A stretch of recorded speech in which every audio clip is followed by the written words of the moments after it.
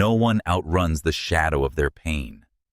It is a specter, relentless and sly, weaving itself into the marrow of your bones, twisting the soul into something it was never meant to be. In the ancient frost-kissed halls of Winterfell, where the air carried the howl of wolves and the scent of pine, Arya Stark came into the world, a girl of boundless spirit, her laughter a spark in the North's eternal dusk. She was no lady, no delicate thread in the tapestry of nobility. She was a storm wild, and untamed, her heart beating to the rhythm of a direwolf's stride. But the world does not suffer such storms to rage unchecked. It is a predator, its jaws wide, its hunger insatiable, and it found her early. Arya's tale is not one of glory, nor of salvation. It is a requiem, carved in the blood of those who wronged her, a warning, whispered in the dark. She believed vengeance would stitch her wounds, but vengeance is a deceiver. It offers solace, then steals the soul, leaving behind not peace, but a mirror, one that shows not the girl who laughed with wolves, but the wraith she became. Winterfell was a fortress of stone and memory, its walls steeped in the honor of House Stark. Arya was its youngest daughter, a rebel in a world of order. Her hands fumbled with embroidery, her fingers clumsy with the needle's delicate dance, but they were swift with a wooden sword, eager for the clash of sparring. She ran through the Godswood with her brothers Robb and Jon, their shouts echoing off ancient weirwoods, their laughter a shield against the cold. Her father, Ned Stark, watched with a quiet pride, his eyes heavy with the burdens of lordship, his voice steady with tales of duty. Her mother, Catelyn, urged her toward grace, toward the path of a lady, but Arya was no flower to be pruned. She was a weed, stubborn and free, chasing her direwolf pup, Nymeria, through snow-dusted trails, dreaming of battles and adventures beyond the North's borders. The world was hers to conquer, and she was fearless. But fearlessness is a fragile thing, a child's dream, and the world is a blade that cuts without mercy. The first wound came on the King's Road, a scar that would shape her forever. Micah, a butcher's boy, was no one a fleeting friend, his smile as rough as the dirt on his hands. They played at swords, their laughter a defiance of rank of rules. But Joffrey Baratheon, the Golden Prince, saw only prey. His sword flashed his sneer a poison, and Micah's blood stained the earth. Arya fought back her fists, small but fierce, and Nymeria answered, sinking teeth into royal flesh. The cost was immediate. Sansa's direwolf lady was slaughtered to sate a queen's wrath, a sacrifice for a crime not hers. Nymeria fled into the wild, untamed, and lost to Arya forever. Micah lay dead, his life snuffed out for no sin but his low birth. The world spoke, then its voice. Cold power is a privilege, and the powerless are its playthings. Arya was a Stark, but even Starks could bleed, and bleed she did not in body but in spirit. King's Landing was a different predator, a labyrinth of silk and shadow where every smile hid a dagger. Arya arrived a child clinging to her father's cloak, her eyes wide with the city's splendor and menace. Ned Stark now, Hand of the King, strode its halls with purpose. His honor, a torch in a den of serpents. He sought to serve Robert Baratheon, his friend turned king, to mend a realm fraying under corruption. But honor is a brittle armor no match for the venom of ambition. Cersei Lannister, the queen, watched with eyes of molten gold, her beauty a mask for a mind that spun webs of treachery. Peter Baelish, the master of coin, wove lies with a silken tongue, his loyalty a coin flipped for profit. Varys the eunuch whispered secrets to unseen masters, his riddles sharper than steel. And Joffrey the prince grinned with a cruelty that chilled the soul. Arya, small and unnoticed, was a mouse among lions, her innocence her only shield. The city was a prison, its grandeur a lie.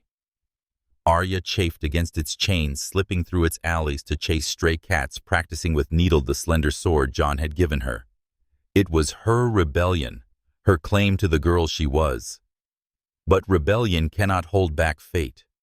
Ned's pursuit of truth, secrets of royal lineage, a bastard king on a stolen throne, stirred the viper's nest.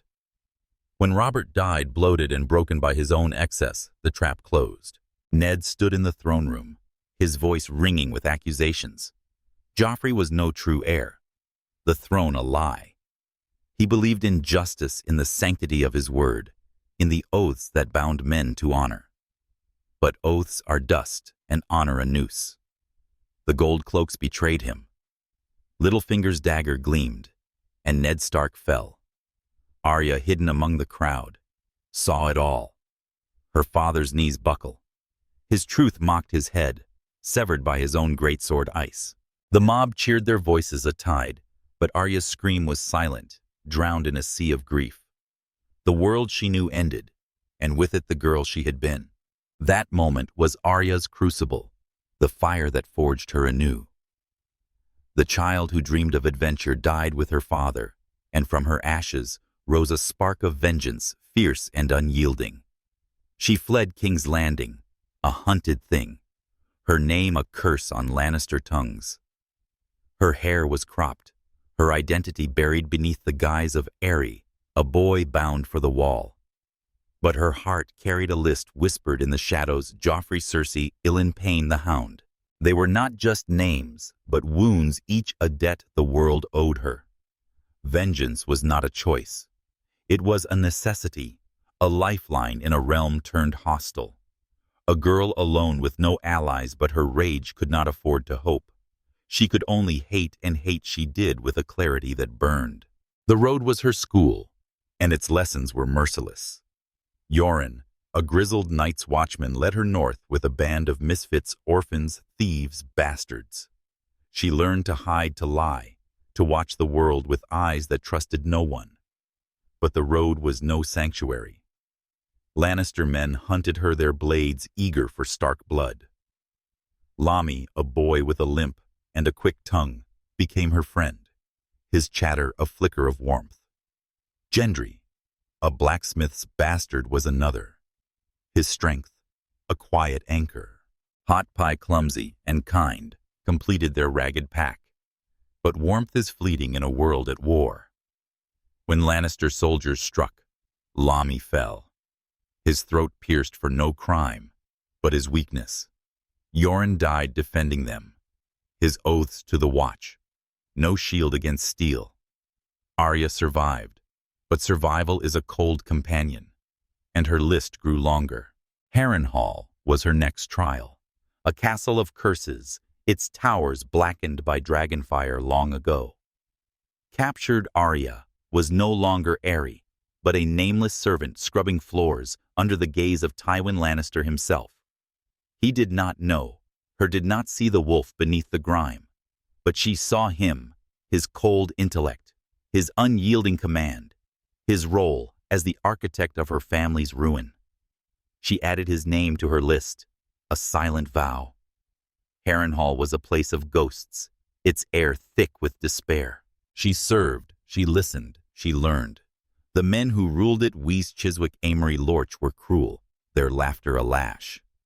Arya endured her smallness, her strength, her silence, her weapon. But endurance is not enough when the heart cries for justice.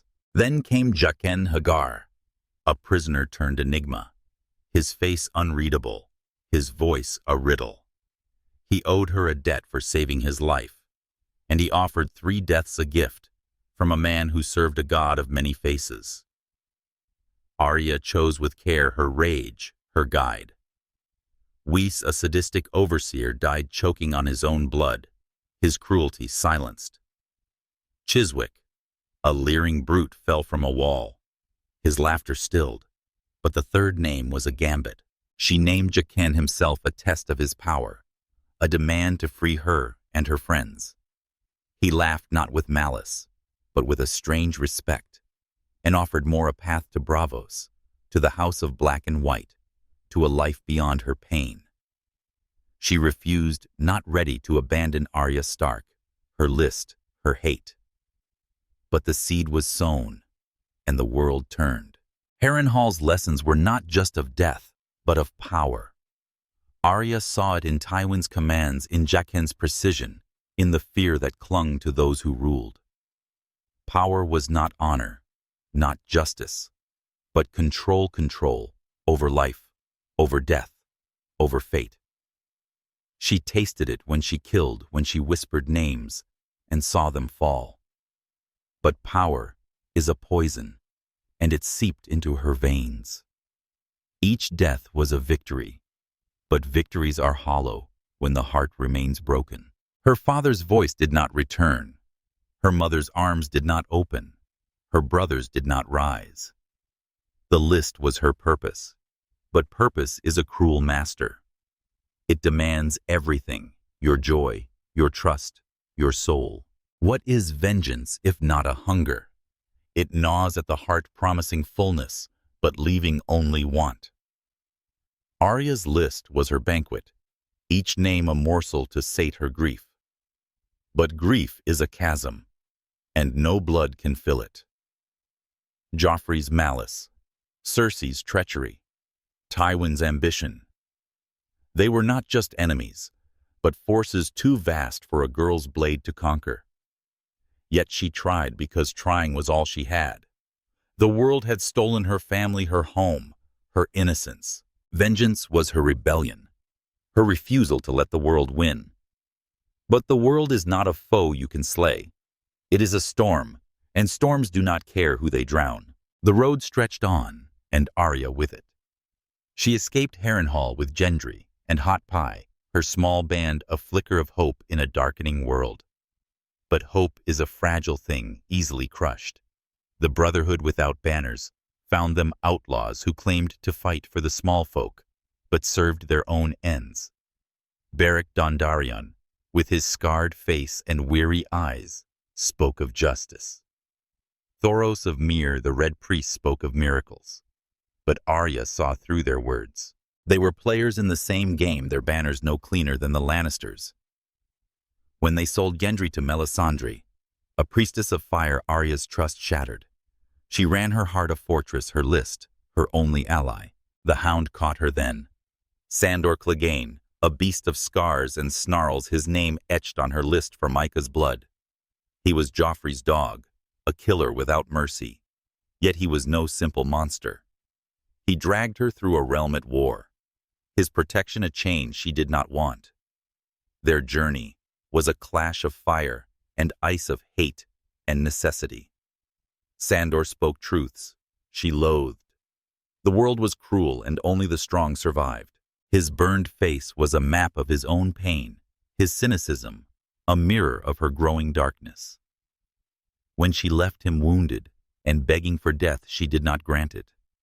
Not out of kindness, but because he was no longer just a name. He was a man broken like her, and that was a wound deeper than any blade. Arya's vengeance was a flame kindled in Winterfell, stoked in King's Landing, roaring in Harrenhal. It kept her warm, gave her direction, kept her alive. But flames consume, and what they leave is ash. Her list was shorter, but the girl who wrote it was fading. The laughter of Winterfell was a ghost, the warmth of her family, a dream. She was Arya Stark. But what did that mean? A name, a wound, a vow of blood. The world had forged her into something new. Not a child, not a lady, but a weapon. And weapons do not dream, they cut. This is the truth of Arya's beginning. The first chapter of her song. Vengeance is a shadow cast by pain, stretching longer with each step. It promises justice but delivers only loss.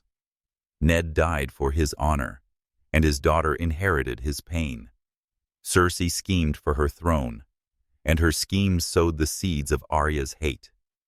The world of Westeros is a forge, and Arya was its steel tempered by fire, shaped by blood. But steel is cold, and cold things do not feel. She walked on her list, her guide her heart, her burden toward a horizon she could not see.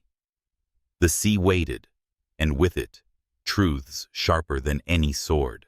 Vengeance is a river swift and treacherous.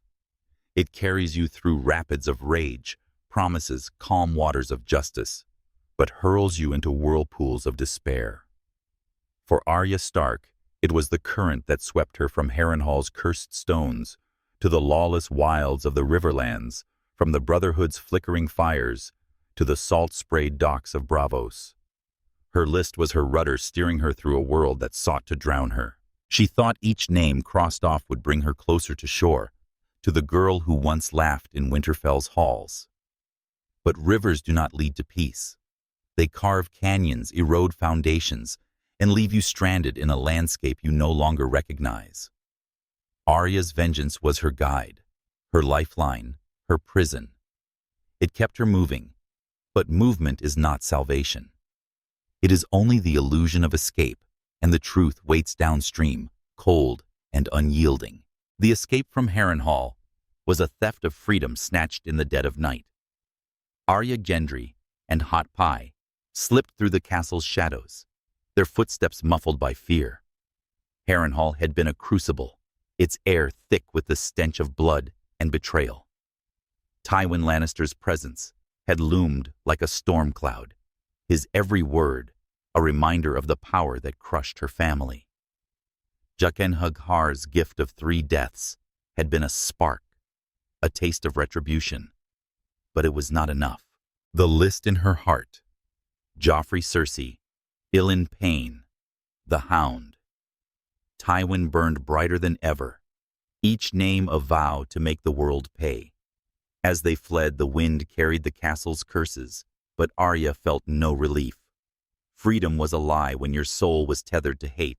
The Riverlands were a wasteland scarred by war's relentless hunger. Villages' smoldered fields lay fallow, and the roads were haunted by broken men. Soldiers turned bandits, peasants turned prey. Arya's small band was a fragile thing bound by necessity, not trust. Gendry, the bastard smith, was a pillar of quiet strength, his hammer a promise of protection. Hot Pie, plump and nervous, offered chatter to fill the silence, his fear a mirror of her own. They were her companions, but companionship is a luxury in a world that devours the weak. The road taught her to sleep with one eye open, to clutch needle like a lover, to listen for the rustle of danger in every shadow. The list was her constant whispered in the dark, a prayer to keep the ghosts of Winterfell at bay. The Brotherhood without banners found them under a sky bruised with storm clouds. They were outlaws, cloaked in righteousness, their banners tattered, but their swords sharp. Beric Dondarrion led them, a lord turned rebel, his face scarred by death and resurrection. Thoros of Myre, the Red Priest, followed his faith in the Lord of Light, a flickering flame. They spoke of justice, of protecting the small folk from Lannister tyranny, of a cause greater than gold or glory. Arya listened, her heart wary but hopeful. Could these men be allies, a shield against the world's cruelty? Could they help her strike the names from her list? But hope is a trap, and Arya was no stranger to traps. The Brotherhood's justice was a mask their cause, a game of power, no different from the lords they cursed. Beric's men were not saviors.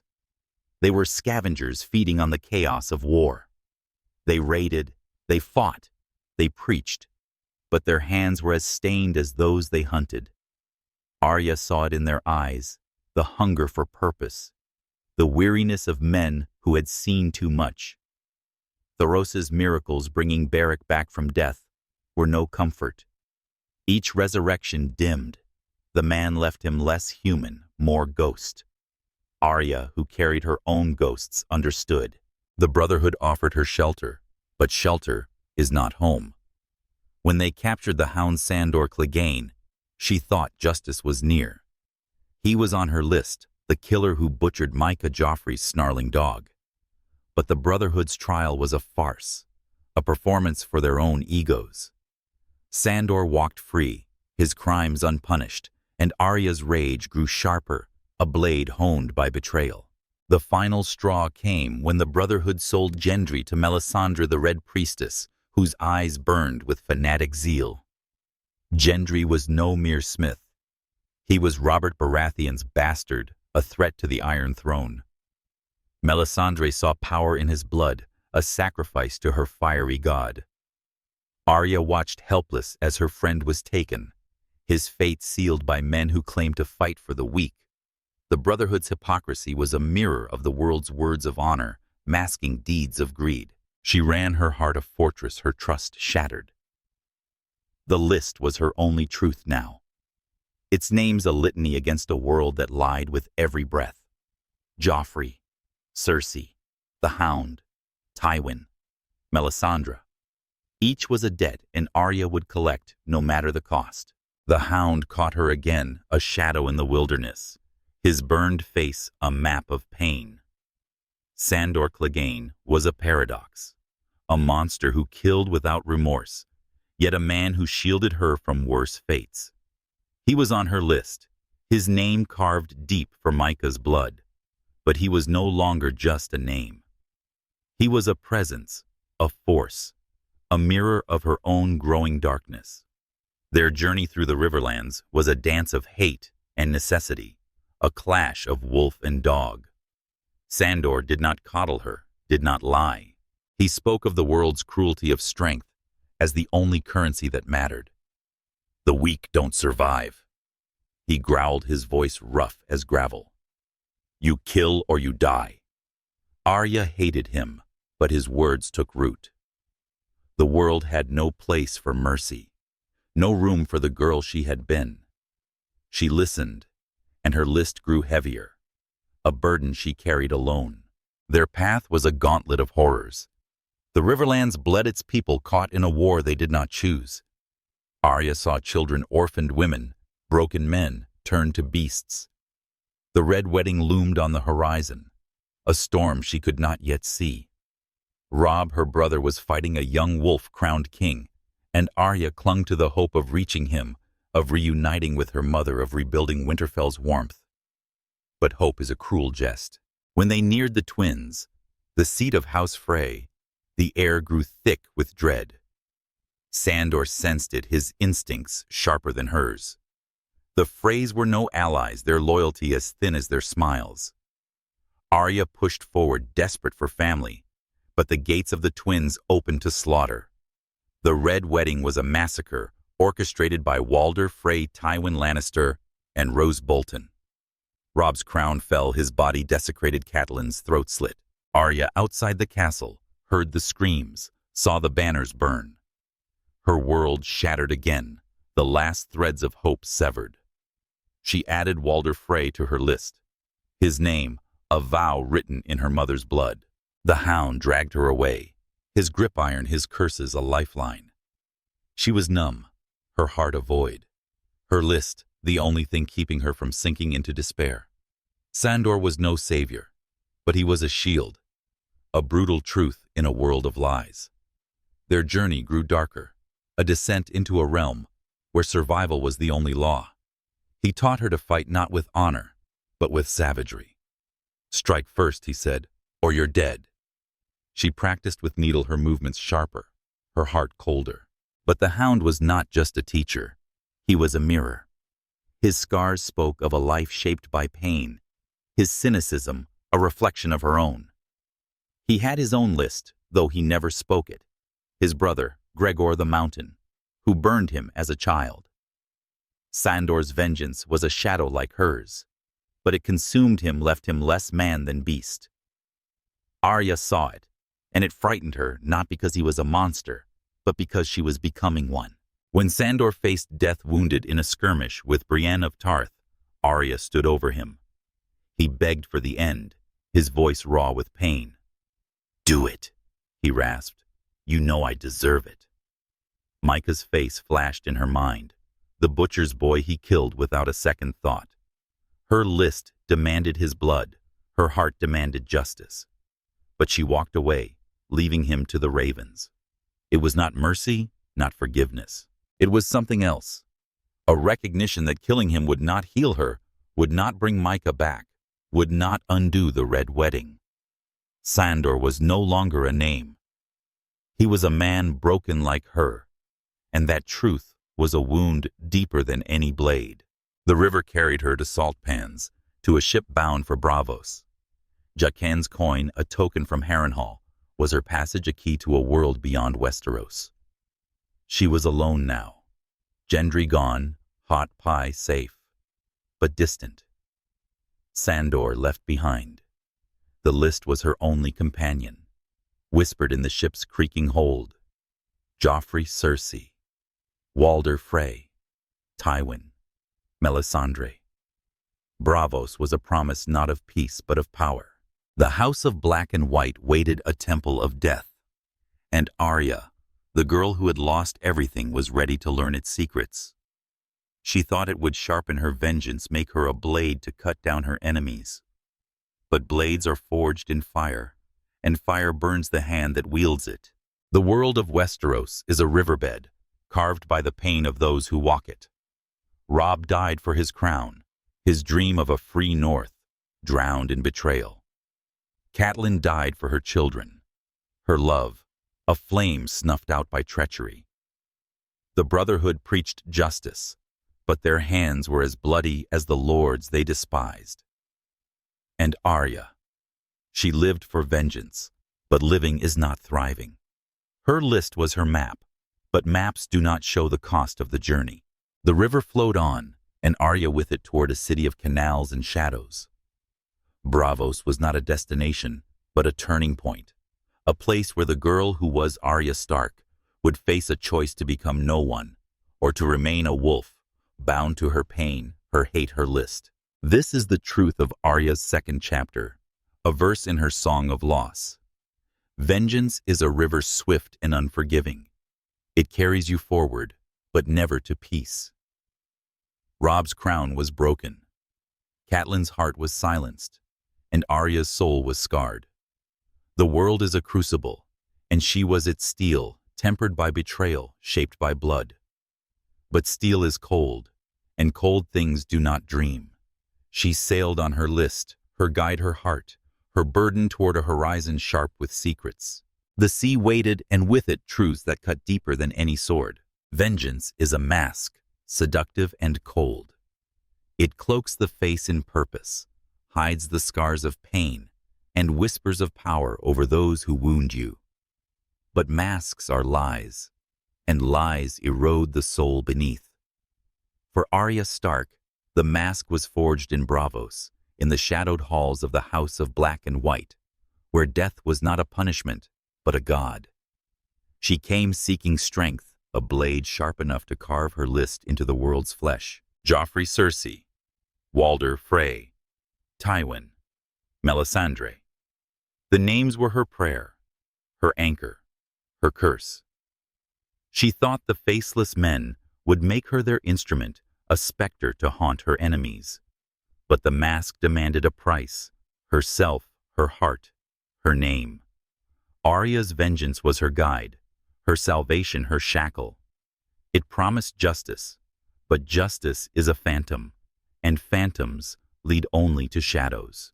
Braavos was a city of mists and mirrors, its canals a labyrinth of secrets, its people a mosaic of masks. Arya arrived a fugitive, her coin from Jaqen H'ghar, her key to the House of Black and White. The temple was no castle, no fortress of stone, but a quiet place, its doors black and white, its air heavy with the scent of candles and death. She stepped inside, a girl of 12, her eyes sharp with hate, her heart heavy with loss. The kindly man greeted her, his face a skull beneath a hood, his voice soft as a whisper.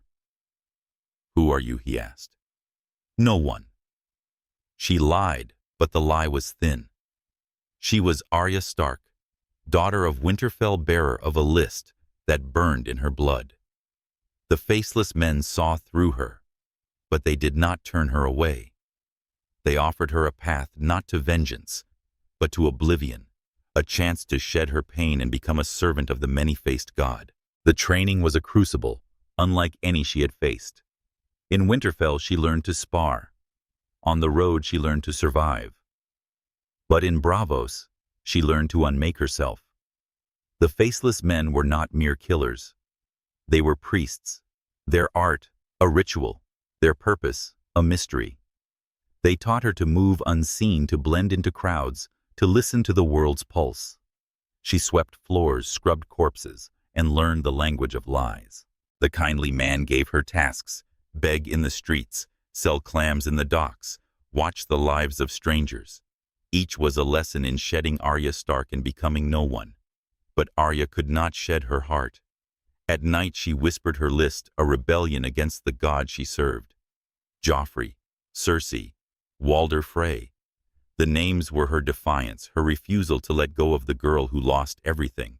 The waif was her shadow, a girl of pale eyes and sharper cruelty, who watched her with suspicion. She was no friend, no ally, but a test, a blade to hone Arya's resolve. Their sparring was not with wooden swords, but with words, with glances, with the silent threat of failure. The waif struck her, mocked her, challenged her to prove she was no one. But Arya's heart betrayed her. She hid Needle, her sword, from Jon beneath a stone, a secret kept from the faceless men. It was more than steel. It was Winterfell, her brother, her past. To destroy it was to destroy herself, and she was not ready. The kindly man saw her struggle, his smile a riddle. "You are not no one," he said, "but you may yet learn." His words were a warning, but Arya heard only a challenge. The masks of the house were literal and heavy faces of the dead preserved by magic, worn to become another. Arya learned to wear them, to walk as a stranger, to kill as a ghost. Her first task was a merchant, a man whose crimes she did not know. She poisoned his coin, watched him die, and felt nothing, or so she told herself. But the nothing was a lie. Each kill was a step away from Arya Stark, a brick in the wall between her and the girl she was. The faceless men demanded detachment, but Arya's list was personal, her vengeance of fire that could not be quenched by their cold god. She killed for them, but she dreamed of her own names, of the blood she would spill in Westeros. Braavos was a city of freedom, yet Arya was caged. The canals sparkled, the bravos danced with their slender blades, the mummers played their parts. She watched a beggar, a vendor, a shadow learning the city's rhythms. But freedom was a lie when your soul was bound to hate. The kindly man sent her to the docks, to the theaters, to the houses of the powerful. She learned to read faces, to hear truths in lies, to smell fear in a man's sweat. She became a spy, a thief, a killer, but each lesson pulled her further from herself. The waif's blows grew harder, the kindly man's questions sharper. "Who are you?" they asked again and again. "No one," she answered, but the lie grew heavier, a stone around her neck. The turning point came with a mummer, a man marked for death by the faceless men. Arya saw him perform, his face painted, his voice a song of sorrow.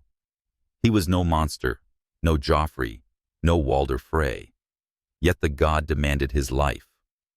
She hesitated, her heart a battleground. To kill him was to serve the faceless men, to step closer to no one. To spare him was to cling to Arya Stark, to her list, to her pain. She chose the latter, but choice is a blade that cuts both ways. The waif saw her failure, and the house of black and white became a battlefield. The kindly man blinded her, a punishment for her defiance. And Arya wandered Braavos' streets, sightless, helpless, a beggar once more. But blindness was a teacher. It forced her to listen, to feel, to survive without eyes. She learned to fight in the dark, to hear the world's heartbeat, to become a shadow even to herself. When her sight returned, the waif was waiting. Their final clash was no sparring match, but a duel, a test of who would claim the mask of no one. The house of black and white was silent, its halls a maze of death. Arya fought with Needle, with instinct, with the lessons of Braavos and the road. The waif was swift, relentless, but Arya was a wolf, and wolves do not yield. In the dark she struck, and the waif fell her blood a sacrifice to the many-faced god. The kindly man watched his face, unreadable. "You are not no one," he said, "but you may go." It was not victory, not freedom, but permission. A door opened to Westeros, to her list, to the vengeance that defined her. The ship to Westeros was a return, but not to home. Braavos had changed her, sharpened her, but it had not healed her. The list remained Cersei, Walder, Frey, Melisandre. Joffrey was dead, poisoned by hands not hers. Tywin was gone, slain by his own son. But the fire in her heart burned brighter, fed by the skills of the faceless men. She was no longer just a girl with a sword. She was a shadow, a face changer, a dealer of death. The twins were her first stop, the seat of Walder Frey, the architect of the Red Wedding. She wore a face not her own, a servant girl unnoticed, unfeared. She baked his sons into pies, served them to him, and watched him eat his gluttony, a mockery of her pain. When she slit his throat, the blood was warm, the triumph sharp. "The North remembers," she whispered, and the words were a blade cutting through the silence of her grief. But triumph is a fleeting guest. The Freys were dead, their house a ruin. Yet her mother's laughter did not return, her brother's crown did not shine. The list was shorter, but the void was deeper. Westeros was a land of ghosts, its fields soaked in blood, its people weary of war. Arya returned not as a savior, but as a specter, her vengeance, a private war. The skills of Braavos' stealth deception, the wearing of faces made her a weapon. But weapons are not whole. The girl who laughed with Jon, who named her wolf Nymeria, was a memory buried beneath the masks she wore. The House of Black and White had taught her to kill, to hide, to lie, but it could not teach her to forget. Her list was her rebellion, her refusal to let go of Arya Stark. But rebellion is a chain, and chains bind. To be Arya was to be bound to her pain, to her past, to a world that offered no mercy. The world of Westeros is a mask hiding its cruelty behind banners of honor and justice. Walder Frey wore the mask of loyalty, but his treachery drowned the North in blood. The faceless men wore the mask of death, but their god demanded the soul as payment. And Arya, she wore the mask of vengeance, believing it would make her whole. But masks are lies, and lies consume. The Red Wedding was a wound that never closed its pain, a tide that pulled her back. Braavos was a forge, and she was its steel, tempered by discipline, shaped by sacrifice. But steel is cold, and cold things do not dream. She walked on her list, her guide her heart, her burden toward a horizon sharp with blood. The sea had brought her back, and with it, truths that cut deeper than any mask. Vengeance is a storm wild and unyielding. It gathers strength in the heart, roars with the promise of retribution, and leaves only wreckage in its wake. For Arya Stark, it was the tempest that carried her back to Westeros, from the blood-soaked halls of the twins, to the snow-dusted stones of Winterfell, and finally, to the smoldering ruins of King's Landing. Her list was her lightning striking down those who had torn her world apart. Cersei, Melisandre, and now Pater Baelish. The names were fewer, but the storm grew fiercer, fed by a rage that no death could quell. She thought vengeance would rebuild what was lost, restore the girl who once ran with wolves. But storms do not rebuild. They shatter, and what they leave behind is not peace, but a silence, heavy, hollow, and haunted by the echo of who you once were. Westeros greeted Arya like a stranger, its landscapes scarred by war, its skies gray with grief. The twins had fallen. Walder Frey's throat slit by her hand, his house a tomb of her making. The North remembers, she had whispered, and the words were a thunderclap, a defiance of the betrayal that took her mother and brother. But defiance is a fleeting spark. The Freys were dead, their treachery avenged, yet the void in her heart remained. Robb's crown was still broken. Catelyn's voice still silent. The list was her compass, guiding her north to Winterfell, to the home she had lost, to the family she prayed still lived. Cersei Melisandre, Littlefinger. The names burned in her mind, a litany of debts unpaid. Braavos had made her a weapon, its lessons of stealth and death etched into her bones. She was no longer the girl who fled King's Landing, nor the fugitive who roamed the Riverlands. She was a shadow, a face changer, a dealer of fates, and Westeros would feel her storm. The road to Winterfell was a pilgrimage through a land unmade. The north was a battlefield, its people hardened by famine, its lords divided by ambition. Arya traveled alone, her masks a secret, her blade needle a constant at her side. She passed burned villages, their hearths cold, their children hollow-eyed. She saw banners torn, knights turned to brigands, small folk praying for a winter that would not come. The Starks were a memory whispered in fear or hope. But Winterfell stood reclaimed by Jon Snow, her brother, now king in the north. The thought of him, of Sansa, perhaps alive, stirred something in her, a flicker of the girl she had been. But flickers are fragile, and Arya's heart was a fortress built of pain, sealed by hate. The list was her truth, and she clung to it, a shield against the hope that threatened to break her. Winterfell was both familiar and foreign, its walls enduring, but its warmth gone. Arya arrived a ghost, her face her own, but her eyes those of a stranger.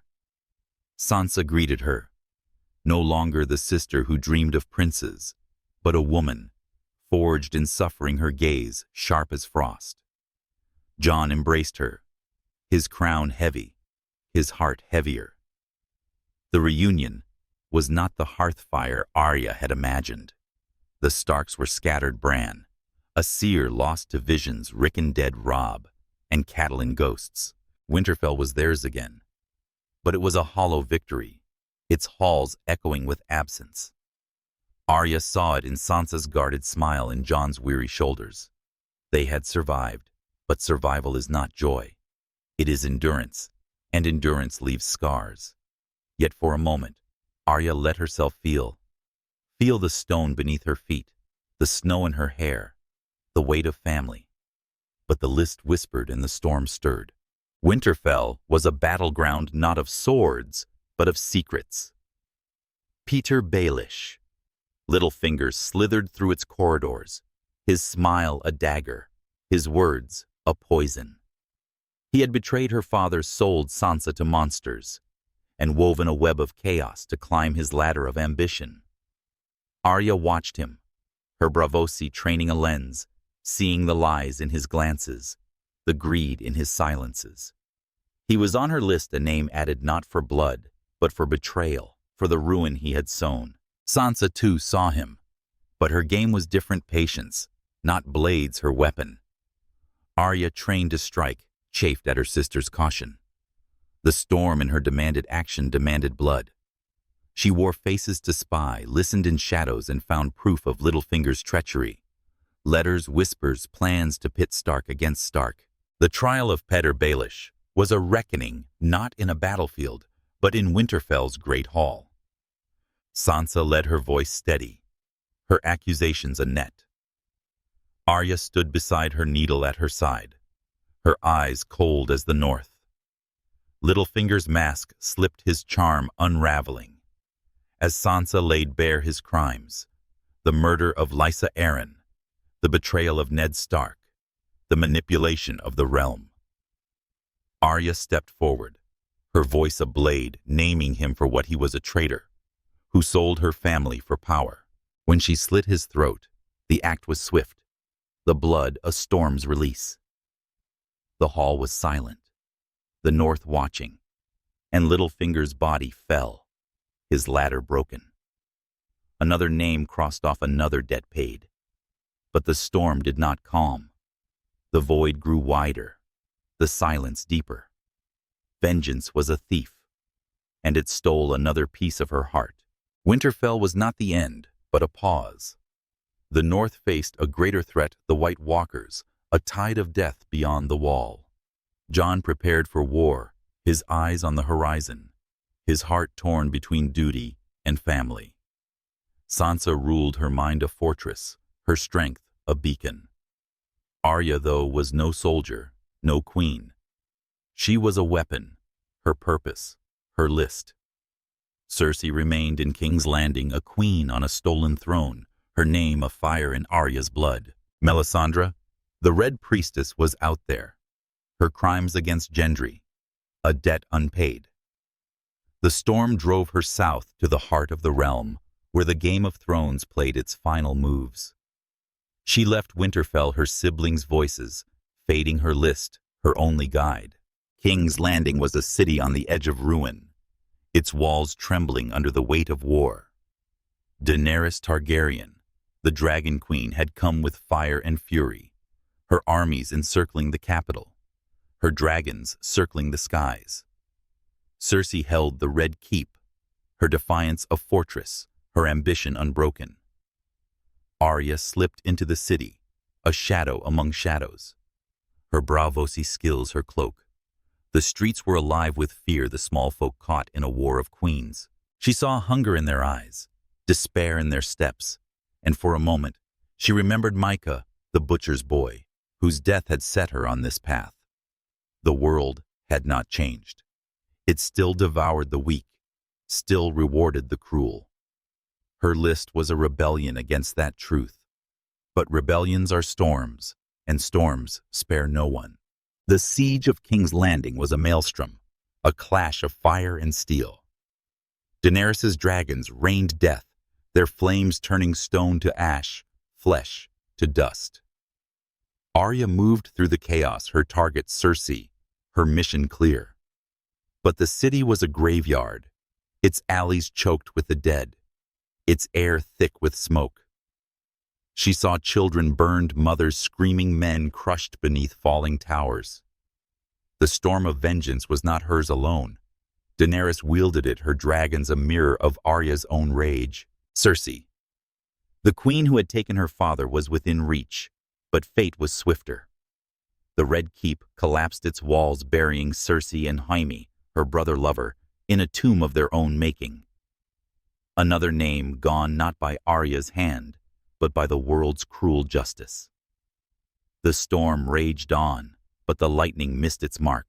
Arya wandered the ruins, her list nearly spent. Cersei was dead.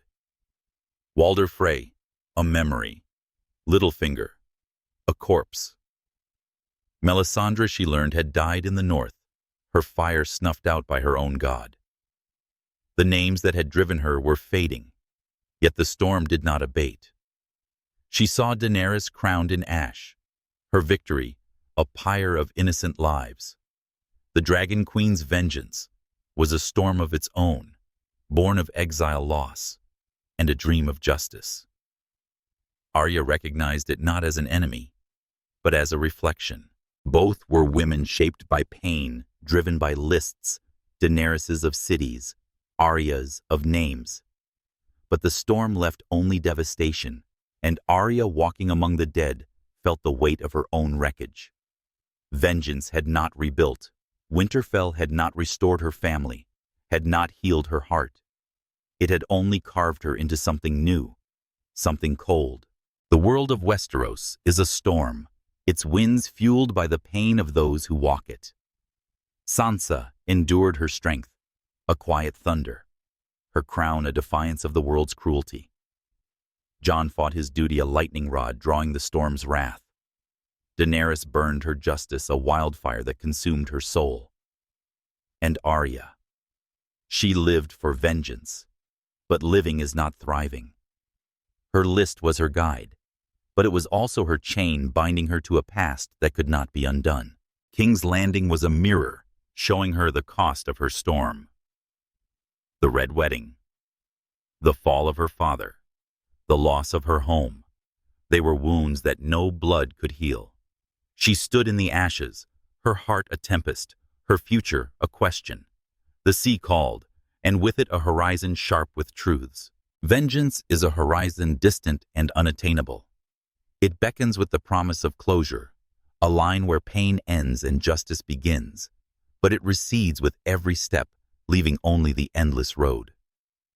For Arya Stark, it was the vanishing point that drew her from the ashes of King's Landing to the salt-sprayed deck of a ship sailing west beyond the maps of Westeros, beyond the reach of her list. Her storm had spent itself. Walder Frey, Peter Baelish, Cersei, Lannister, all gone, their debts paid in blood. Yet the girl who once named her direwolf Nymeria, who laughed in Winterfell's snows, did not return. Vengeance had been her compass, her fire, her chain, but it could not guide her home. It could only show her the truth.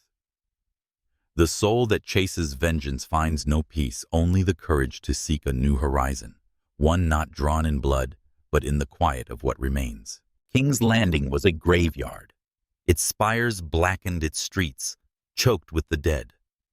Daenerys Targaryen's dragons had turned the city to ash, her vengeance a wildfire that burned friend and foe alike. Arya walked its ruins, her list a ghost, its names faded, but its weight enduring. Cersei was dead, crushed beneath the Red Keep, her golden ambition extinguished. Walder Frey was a memory, his treachery avenged in the twins' silent halls. Peter Baelish lay cold, his schemes undone by a Stark's blade. Melisandre, the Red Priestess, had perished in the north, her fire snuffed out by her own god. The names that had driven Arya through years of blood and shadow were gone. Yet the void in her heart yawned wider, a chasm no death could fill. She stood among the fallen, her Braavosi masks useless, her sword, needle heavy in her hand. The storm of her vengeance had passed, but the wreckage it left was not justice. It was silence, and silence is a heavy thing. The city's survivors moved like specters, their eyes hollow, their voices muted by grief. Arya saw them, mothers, clutching charred remains, children wandering without purpose, men broken by a war they did not choose. She remembered Micah, the butcher's boy, whose death had sparked her list his blood, the first note in her song of hate. The world had not changed.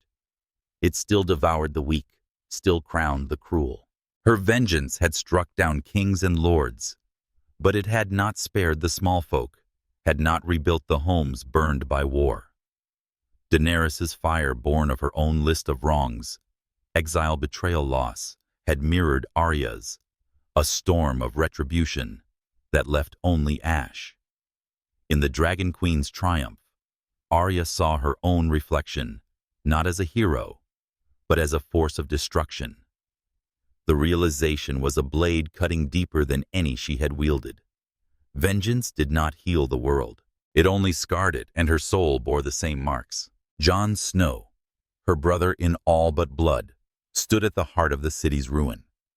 He had killed Daenerys, his dagger, a final act of duty, a choice to save the realm from a queen-turned-tyrant. But salvation is a bitter fruit. Jon's eyes were weary, his heart a battlefield of love and honor. He faced exile, banished to the wall for a deed that broke him as much as it saved others. Arya found him in the Red Keep's shadow, his cloak dusted with ash, his voice low. "It's done," he said, but the words were hollow. She saw the cost of his choice, the same cost she had paid with every name on her list. Jon's storm was duty, hers vengeance, but both left only wreckage. They embraced a fleeting moment of warmth, but the horizon called. Jon would go north to the wall, to a life of ice and solitude. Arya would go west to a sea uncharted, to a fate unwritten. They were Starks bound by blood, but their paths diverged, each carrying their scars. Winterfell called her back, a final pilgrimage before the sea. Sansa ruled there, the queen in the north, her crown a testament to her endurance. The great hall was alive with the murmur of lords, the clink of tankards, the crackle of hearths, but it was not the Winterfell of Arya's childhood. The laughter of Rob and John was gone. The warmth of Catelyn, a memory. The innocence of Bran and Rickon, a dream.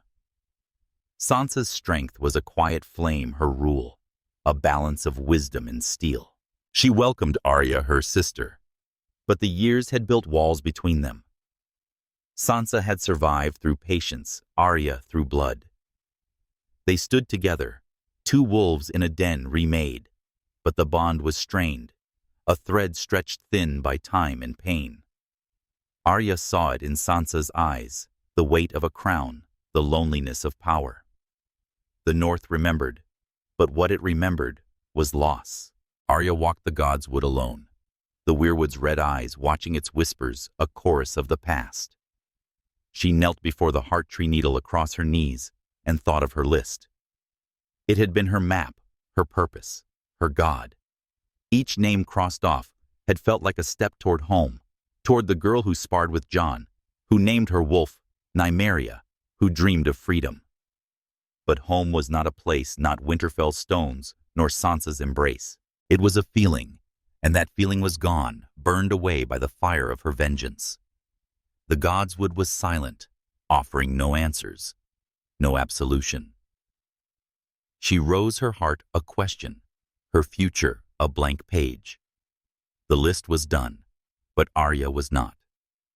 The horizon waited, and she would meet it not as a killer, but as something new. The decision to sail west was not a plan, but an instinct, a pull toward the unknown. Westeros was a land of ghosts, its stories written in blood, its future uncertain. Jon's exile, Sansa's crown, Bran's ascension as king in the south, they were threads in a tapestry Arya could not weave. Her vengeance had shaped her, but it could not hold her.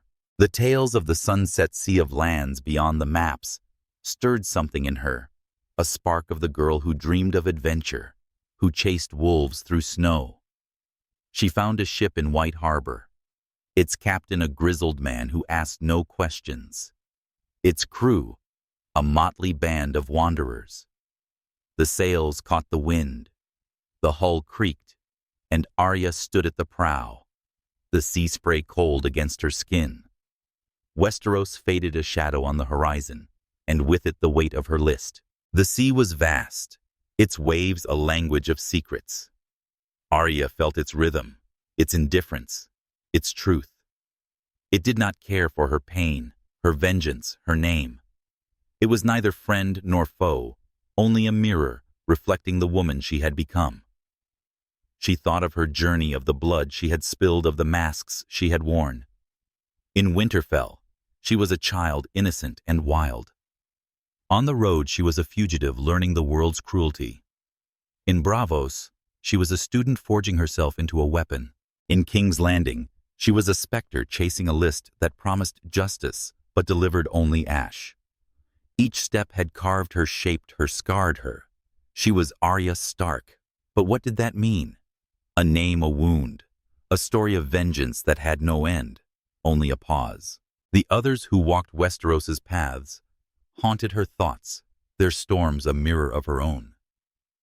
Sansa, the queen who endured, had built a kingdom from the ruins of her pain, but her crown was a lonely throne. Jon, the savior who sacrificed, had saved the realm, but lost himself, his exile, a testament to duty's cost. Daenerys, the dreamer who burned, had sought a world reborn but left only ashes, her fire a warning of vengeance unchecked. They had chased their own horizons, power, honor, justice, but found only shadows. Arya's horizon was different, not a throne, not a cause, but a question. What lies beyond the pain, beyond the list, beyond the storm? The sea offered no answers, only space to ask. The crew spoke of legends, lands of green jungles, cities of gold, seas of stars. Arya listened, her silence a shield. She did not seek riches nor glory, nor a new home. She sought herself, the girl buried beneath the killer, the wolf beneath the masks.